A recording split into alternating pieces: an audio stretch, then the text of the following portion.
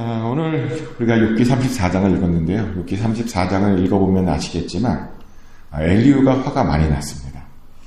특별히 엘리후가 왜 화가 났냐면 욥이 자꾸만 자신이 옳다라고 주장하는 그 말을 듣고요. 엘리후가 화가 많이 났습니다. 엘리후는 어떤 생각을 했냐면 이 세상에 이렇게 욥의 주장대로 이 세상에 의인이 없다라고 생각했기 때문입니다. 모든 사람들에게 다 허물이 있다고 생각했습니다. 근데 욥은 그렇게 주장하지 않았죠. 욥은 자신은 잘 살았다, 의롭게 살았다라고 주장했습니다. 그 말을 듣다 보니까요, 엘리후가 많이 답답했습니다. 근데 아마 우리도요, 욥기 1장을 읽어보지 않았다라고 하면 엘리후처럼 똑같이 욥의 이야기를 듣고 어쩌면 답답했을 수도 있습니다. 하지만 어제도 말씀드렸는데 하나님께서는 분명히 사단에게 말씀하셨죠. 욥은 온전하다, 욥은 정직하다, 욥은 하나님을 경외함으로 악에서 떠났다라고 직접 하나님께서 사단에게 말씀하셨습니다. 하나님께서 그렇게 욥의 의를요 인정해 주셨다는 겁니다. 그래서 기본적으로 욥은 의로운 것이 맞습니다. 그래서 우리는 더 이상 욥의 의로움에 대해서 욥이 의롭냐 의롭지 않냐에 대해서 이런 것을 가지고 논쟁할 필요도 없고 따질 필요도 없습니다. 아니 하나님께서 의롭다고 해주셨잖아요. 그러면 우리가 어떻게 감히 거기에 대해서 시비를 걸 수 있겠습니까? 근데 안타깝게도 엘리후는요 그것을 알지 못했습니다. 때문에 엘리후는 욥이 의롭다고 생각하지 않았습니다. 그러다 보니 욥이 하는 모든 말들이 다 거슬렸고요. 욥이 하나님께 항변을 하면 할수록, 욥이 하나님께 막 부르짖으면 부르짖을수록 그 이야기 때문에 엘리후는 시험에 들게 되었습니다. 그러다 보니 이제 그가 할 수 있는 일은 뭐냐면 이제 욥을 정죄하는 것밖에 없었죠. 근데 여기서 문제가 있는데요. 뭐냐면 욥을 정죄하려다 보니까 욥이 하지 않았던 행동들을 했다라고 하는 그런 거짓을 주장하게 되는 그런 일이 발생했다는 거죠. 엘리후가 어떤 거짓말을 지어냈냐면요. 욥이 하나님을 비방하기를 물 마시듯 했다라고 주장했습니다. 욥이 악한 자들과 한패를 이루어 돌아다녔다라고 그렇게 주장했습니다. 욥이 하나님을 기뻐하는 것은 무익한 것이다라는 그런 말을 하고 돌아다녔다라고 주장했습니다. 그런데 우리가 욥기를 지금까지 읽으면서 아셨겠지만 욥은 한 번도 하나님을 비방하지 않았습니다. 억울하다는 말은 했어요. 억울하죠. 억울하다는 말은 했는데요. 하나님을 비방하지는 않았습니다. 또 욥은요. 악한 이들과 한패를 이룬 적도 없었습니다. 심지어 그 욥의 세 친구들하고도 어떤 거리를 두었습니다. 또 욥은 하나님을 기뻐하는 것이 무익하다라는 말도 하지 않았습니다. 욥은요. 어떻게든 최선을 다해서 하나님을 높여드리려고 노력했습니다. 근데 엘리후가요. 욥을 비난하려다 보니까 욥이 그런 일을 했다라고 거짓으로 주장하는 그런 것에 이제 이르기까지 했다는 겁니다. 그리고 문제는 욥이요 정말 그런 일을 했다고 스스로 착각하고 스스로 오해하고 스스로 믿어버렸다는 거죠. 물론 그럴 수 있습니다. 살다 보면요 혼자 착각에 빠질 수 있습니다. 혼자 오해할 수 있습니다. 그런데 이 엘리후의 또 더 큰 문제는 뭐냐면요. 이런 잘못된 정보로 다른 사람들을 강력하게 선동하려고 했다는 겁니다. 어제도 말씀드렸다시피 엘리후는요, 자신만 옳다, 자신만 총명하다, 자신만 똑똑하다, 이런 착각에 빠졌고, 다른 사람들은 다 틀렸다라는 그런 생각을 했다는 겁니다. 그런데요, 자신만 옳다라고 주장하는 사람들이 어떤 사람인지 아십니까? 이단적인 사상에 빠진 사람이라고 볼 수 있는 거예요. 자신만 옳다라고 하면. 실제로 이단들이 그러죠. 이단들을 만나보신 분들은 아시겠지만 자신만 옳대요. 자신만 맞대요. 자신만 다 안답니다. 자신이 다니고 있는 교회만 좋은 교회고요. 그래서 구원받으려면 자신이 있는 교회에 나와야 된답니다. 근데 제가 최근에 당황스러운 이야기를 들었는데 이 동네 목사님으로부터 들은 이야기예요. 이곳 산호세에도 그런 교회가 있대요. 그 교회는 대학생들을 중심으로 모이는 교회인데요. 그 교회에서 그 대학생들에게 그런데요. 다른 교회는 다 이상하니까 가지 말라라고. 여기만 있어야 된다고. 그리고 졸업하고도 다른 교회 이상하니까 자기네 동네로 가지 말고 이 동네에 머물면서 훈련 받으라고. 훈련을 다 받으면 우리가 파송시켜 줄 거고 파송해서 거기서 교회 우리 지교회를 개척하라고 그런 교회가 있대요. 그러면서 신천지들처럼 자기네 사람들을 다른 교회에 보내서 다른 사람들을 전도한대요. 다른 교회로 보내서 되게 웃기죠. 다른 교회로 보내서 전도한다니. 그래서 이 지역의 목사님들이 요즘 그 교회 때문에 경계하고 있는 중이다 라는 그런 이야기를 최근에 들은 적이 있습니다. 정말 이야기만 들어오면 이단들이 하는 짓과 똑같은 짓을 하고 있는데, 아니 어떻게 감히 자신의 교회에만 구원이 있다라고 그렇게 주장할 수 있을까요? 어떻게 감히 자신의 교회에만 맞다라고 그렇게 주장할 수 있을까요? 저는 하나님이 무서워서라도 그런 주장은 못할 것 같아요. 왜냐하면 그런 주장은 정말 틀린 주장이잖아요. 우리 하나님께서는 그렇게 호락호락 하시지 않으십니다. 오직 한 교회만 맞고 다른 교회는 다 틀리다? 그렇게 두시지 않으시는 분이십니다. 정말요, 다 틀렸다면 아마 하나님께서 제2의 종교개혁을 일으키셨겠죠. 아마 그렇게 싹 다 갈아엎으셨을 겁니다. 그런데 그렇게 하지 않으셨잖아요. 왜냐하면 다른 교회도 틀리지 않기 때문이죠. 다른 교회들도 하나님께서 나름 사용해 주신다는 겁니다. 각 교회들마다요, 그 주신 사명들이 다 각자 있고 그 사명들을 다 각자 완수하고 있다는 거죠. 그래서 각 교회들은 다른 교회들의 사명을 존중해 주어야 됩니다. 그들의 사명과 그들의 부르심들도 인정해 주는 것이 맞는 거죠. 그것이 바른 겁니다. 근데 엘리야는 보니까요, 그렇지 않았습니다. 그는 욥이 이해되지 않는다며 욥이 틀렸다라고 말하고 욥을 깎아내렸습니다. 자신만 오직 맞다라고 그런 주장을 했습니다. 근데 보니까요, 그렇게 주장했던 데에 보니까 그 이유가 있더라고요. 가만히 보니 이 엘리야는요, 하나님에 대한 잘못된 이해를 하고 있었습니다. 엘리야는 하나님에 대해서 이런 생각을 하고 있었어요. 6기 34장 11절 말씀인데요. 사람의 행위를 따라 갚으사 각각 그의 행위대로 받게 하시나니. 엘리야가 말하기에 하나님 어떤 분이시느냐? 행위를 따라 갚으시는 분이시랍니다. 하나님께서는 그 행위대로 받으시는 분이시랍니다. 그런데 이 말은요, 사실은 절반만 맞고 절반은 틀린 말이에요. 하나님께서 물론 행위대로 받으시긴 하시지만 항상 행위대로 받으시는 건 아닙니다. 어떤 사람들을 보면, 사실 우리들을 보면 그래요. 우리들을 보면 우리들이 한 행동에 관계없이 하나님께서 전적으로 은혜를 주실 때도 사실은 더 많죠. 그래서 우리는 하나님께서 행위대로 받으신다, 행위대로 갚으신다라고 할 때 항상 그 앞에 덧붙여야 되는 말이 있는데요. 하나님은 어떤 분이신가? 어떻게 우리의 행위대로 갚으시는가? 은혜를 먼저 주시고 그 은혜를 통해서 그 행위대로 받으시는 분이시다라고 은혜를 먼저 항상 덧붙여야 되는 겁니다. 실제로 에베소서에서 그런 고백이 있어요. 에베소서 2장 8절부터 10절까지의 말씀인데요. 제가 읽어드리겠습니다.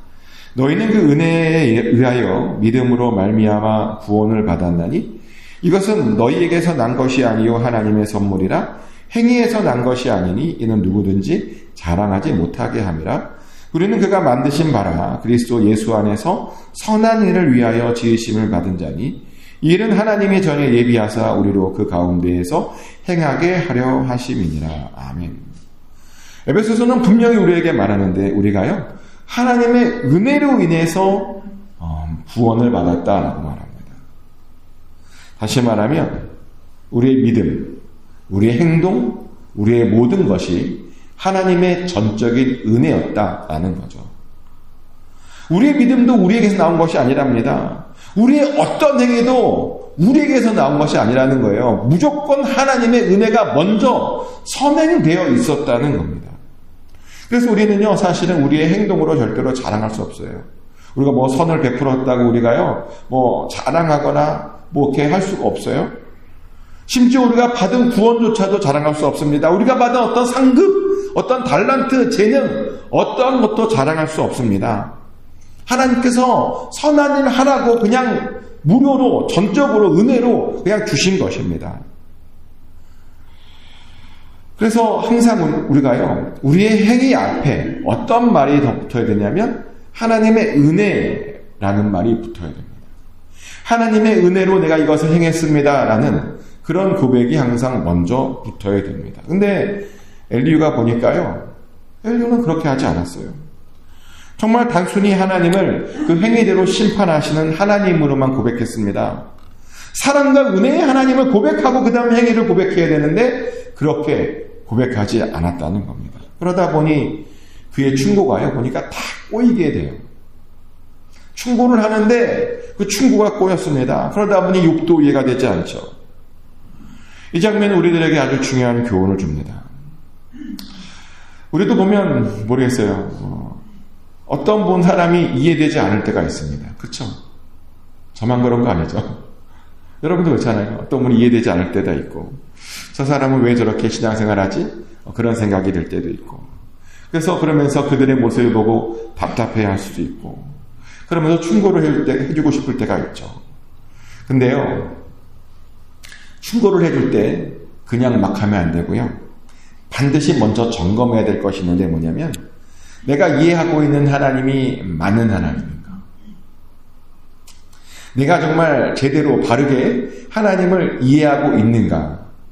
이것을 점검하고 나서 그 다음 충고를 해도 해야 되는 겁니다. 하지만 어떤 사람들은 그냥 아무 생각 없이 하는 분들도 있어요. 언젠가 한 번은요, 어떤 분이 다른 분에게 이런 충고를 하는 것을 본 적이 있어요. 어떤 충고냐면 그분이 그래요. 야, 교회에 너무 목숨 걸지 마. 교회 일에 너무 열심히 참여하라고 하지 마. 그러다 광신도 된다? 교회 일은 적당히 해야 은혜야. 뭐 이런 충고를 해요. 아마 이런 충고들을 여러분들도 해보셨을런지도 모르고 또 어떻게 보면 들어보셨을런지도 모르겠는데, 근데 사실은요, 이런 충고만큼 정말 하나님에 대해서 정말 알지 못하고 하는 충고도 없어요. 하나님은 누구십니까? 하나님은 우리가 보통 교회의 머리다라고 말을 하죠. 성경은 예수님께서 교회의 머리다라고 말합니다. 성자 하나님이신 예수님께서 교회의 머리다라고 말합니다. 그 말은 무슨 말이냐면요, 교회가 하나님의 어떤 것, 몸, 하나님을 대체하는, 하나님의 일하심을 대체하는 이곳에서의 어떤 것이라는 그런 뜻이죠. 그런데 그것도 모르고 교회에 목숨 걸지 말라니요. 그 말은 하나님에 대해서 목숨 걸지 말라는 뜻이고요. 그리고 그 말은 예수님의 말씀을 정면으로 대적하는 뜻입니다. 왜냐하면 예수님께서요, 우리들에게 분명히 이런 말씀하셨거든요. 마태복음 22장 37절 말씀인데요. 예수께서 이르시되 내 마음을 다하고 목숨을 다하고 뜻을 다하여 주 너의 하나님을 사랑하라 라고 말씀하셨습니다. 뭐라고요? 마음을 다하고 목숨을 다하고 뜻을 다하고 하나님을 사랑해야 된다. 다시 말하면 마음을 다하고 뜻을 다하고 목숨을 다해서 교회를 사랑해야 된다. 뭐 그런 뜻입니다. 그래서 우리는 절대로요, 교회에 목숨 바치지 마라, 목숨을 다하여 교회를 사랑하지 마라 라는 말을 절대로 해서는 안 되는 거죠. 근데 그렇다고 또 이 말이요, 뭐 자기 자신 하나도 돌보지 말고 교회만 쫓아다녀라, 뭐 그런 말은 또 아니에요. 사실 우리는요, 교회를 사랑하는 만큼 우리 자신들도 사랑해야 됩니다. 왜냐하면 우리는 또 누군가요? 우리는요, 교회를 이루는 귀한 지체들입니다. 즉 교회의 일부분이에요. 우리가요, 교회의 일부분이에요. 그래서 우리는 교회의 일부분으로서 우리는 우리가 교회를 사랑하는 만큼 동시에 우리 자신들도 아끼고 사랑해야 됩니다. 그것이 바로 성경의 바른 가르침이죠. 하지만 어떤 사람들을 보면 이 두 개를 잘 이해하지 못하고, 어떤 사람은 교회를 적당히 사랑하라고 말을 하는가 하면, 또 어떤 사람은, 어떤 목사들은 자기 자신을 적당히 사랑해야 된다라고 완전히 서로 다른 주장을 합니다. 어떤 분은 그래요. 자신의 삶은 돌보지 않고 교회만 돌봐야 된다 라는 말을 해요. 또 혹은 교회는 돌보지 않고 자신만 돌봐야 된다라고 말을 하는데, 아니요, 틀렸어요. 만약 그렇게 되잖아요. 그러면 교회에도 덕을 끼치지 못하고 주변 사람들에게도 덕을 끼치지 못하는 그런 일이 벌어지게 됩니다. 그리고 그런 것은 사실 예수님께서 가장 싫어하는 거죠. 교회도 덕이 되지 않고 주변 사람들에게도 덕이 되지 않는 일은 예수님께서 실행하는 거고요. 싫어하시는 거고요. 그래서 우리가 함부로 그런 식으로 권면하면 안 됩니다. 그런 식으로 권면하는 게 어떤 거냐면요. 소경이 소경을 이끄는 그런 행위가 되는 겁니다. 그래서 우리는 그런 행동을 하지 않기 위해서라도 누군가에게 어떤 충고를 해주기 전에 반드시 내가 이해하고 있는 하나님이 바른 하나님인가? 내가 하나님을 정말 제대로 잘 이해하고 있나? 그것부터 먼저 점검해야 됩니다. 충고하고 싶으면요. 먼저 내가 하나님을 제대로 알고 있나? 그것을 깊이 따지고 살펴보고 그 다음에 동시에 나도 살펴보고 나는 그 믿음대로 살고 있나? 내가 알고 있는 대로 나는 살고 있나? 먼저 점검해보고 그 다음 누군가에게 말도 해야 되고 충고도 해야 된다는 겁니다. 정말 그래요. 우리가 수시로 우리 스스로에게 질문을 던져봐야 되는 거예요. 나는 현재 바른 방향으로 가고 있나? 그런 질문 던지시나요? 나는 현재 바른 방향으로 가고 있나? 그래서 누군가에게 정말 충고해 줄 수 있나? 우리가 반드시 그런 질문을 던져야 되는 거예요. 그런데 문제는 이 엘리야는요, 그렇게 하지 않았어요. 그는 하나님도 잘 모르면서 하나님을 잘한다고 착각하고 있었습니다. 그러다 보니 자신도 점검하지 못했죠. 그러다 보니 엉뚱한 충고를 했고요. 당연히 그러니까 욥이 안 받아들이죠. 아니 그런 충고를 어떻게 욥이 받아들이겠습니까? 근데 욥이 그 자신의 충고를 받지 않았더니 엘리야가 뭐라 그러냐면 야 욥이 이렇게 무식할 수가. 자기가 무식해놓고 욥 보고 무식하대요? 실제로 그런 말을 해요. 34장 34절부터 35절까지 이런 말씀이 있잖아요. 슬기로운 자와 내 말을 듣는 지혜 있는 사람은 반드시 내게 말하기를 욥이 무식하게 말하니 그의 말이 지혜롭지 못하도다 하리라 라고 했대요. 자기 주변에 슬기로운 자들이 좀 있고 자기 주변에 자기에게 말해주는 사람이 있었는데 욥처럼 이렇게 무식한 사람이 어디 있냐고 다 그랬다는 거예요. 다 유유상장 같아요. 유유상종. 어떻게 그런 사람과 모여있는지 욥 보고 무식하대요. 욥이 하나도 지혜롭지 않대요. 엘리야는 이렇게요. 자기 자신을 돌아보지 못하고 하나님을 오해했더니 이상한 착각에 빠져버렸습니다. 그런데 우리들도 하나님에 대해서 잘 알지 못하잖아요. 그러면 얼마든지 이런 착각할 수 있습니다. 내가 뭘 하고 있는지 제대로 알지 못하면 우리가 얼마든지 이런 착각에 빠질 수 있습니다. 그래서 우리는요, 항상 하나님을 제대로 알도록 힘써야 됩니다. 힘써 여호와를 알자라는 말 있잖아요. 정말 하나님을 제대로 알아야 됩니다. 그리고 그 아는 지식이 우리의 삶 가운데 나타날 수 있도록 그렇게 우리 자신도 항상 돌아봐야 됩니다. 내가 바른 생각하고 있는가? 바른 길로 가고 있는가? 내가 하나님에 대해서 제대로 알고 있는가? 항상 우리 자신을 살피고 돌아봐야 하는 겁니다. 그래야 실수하지 않습니다. 또 그래야 남들에게 함부로 판단하지 않고요. 엉뚱한 충고하지 않을 수 있습니다. 함부로 정죄하지 않을 수 있다는 겁니다. 그러니 항상 먼저 여러분 자신을 돌아보시고 여러분이 하나님을 제대로 알고 있는가 항상 점검해 보시기를 축복합니다. 그래서 하나님을 정말 제대로 알아서 여러분도 살고 여러분의 충고로 여러분 주변 사람들도 살리시길 축복합니다. 그래서요. 다른 사람들도 나뿐만 아니라 다른 사람들도 진리로 인도하는 저와 여러분 되시기를 그런 2026년도 되시기를 예수 그리스도 이름으로 축복합니다. 기도합니다. 하나님 아버지 오늘 본문의 엘리야가 본인도 하나님에 대해서 제대로 알지 못하면서 누군가에게 충고한답시고 뭔가 충고를 했습니다. 그런데 하나님을 제대로 알지 못했더니 엉뚱한 충고를 하고 하지 않았던 일들을 했다라고 말하고 그리고 막 사람들을 깎아내리기에 바빴습니다. 아버지 우리는 그렇지 않기를 원합니다. 우리는 정말 하나님을 제대로 알기를 원합니다.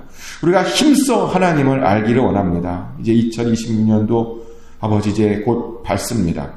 내일이면 2026년도가 시작하는데 2026년도에는 올해보다 더 하나님을 알게 하여 주시옵소서. 그래서 우리의 삶이 언제나 하나님 안에 바르게 서 있게 하여 주시고 그래서 우리도 진리의 그 길을 갈 뿐만 아니라 우리 주변 사람들도 같이 진리의 길로 인도하는 우리 모두가 되게 하여 주시옵소서. 항상 진리 안에 거하게 하여 주시옵소서. 그렇게 2020년도 우리의 삶을 이끌어 주실 줄 믿습니다. 감사드리며 살아계신 예수 그리스도의 이름으로 간절히 기도드렸습니다. 아멘. 주기도문으로 올려드립니다. 하늘에 계신 우리 아버지, 아버지의 이름을 거룩하게 하시며 아버지의 나라가 오게 하시며 아버지의 뜻이 하늘에서와 같이 땅에서도 이루어지게 하소서. 오늘 우리에게 일용할 양식을 주시고 우리가 우리에게 잘못한 사람을 용서해 준 것 같이 우리 죄를 용서해 주시고 우리를 시험에 빠지지 않게 하시고 악에서 구하소서. 나라와 권능과 영광이 영원히 아버지의 것입니다. 아멘.